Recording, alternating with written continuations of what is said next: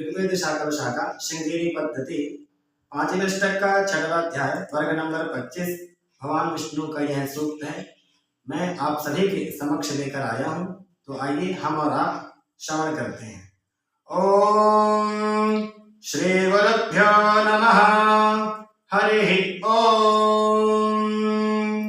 no मर्तो दगते सनिष्णन्यो विष्णव उरुगाया गदाशते प्रगत्सत्रा च मनसा यजात एतावन्तन्नर्यमाविवासात् तं विष्णो सुमतिं विश्वजन्याम प्रयुतामेव यावो मतिन्दाः परचो यथा न सुवितस्य भूरेरश्वावतः पुरुश्चन्द्रस्य रायः त्रिर्देवः पृथिवीमेष एतां विचक्रमे शतर्चसं महित्वा प्रविष्टुरस्तु तपसस्तदीयान् त्वेषं ह्यस्य स्थविरस्य नाम विचक्रमे पृथिवीमेष एतान् क्षेत्राय विष्णुर्मनुषे दशस्यन् ध्रुवासो अस्य कीलयोजनास उर्क्षितिं सदनिमा चकार प्रतत्ते अत्यशिविष्टनामार्यशंसामि वयुनानि विद्वान्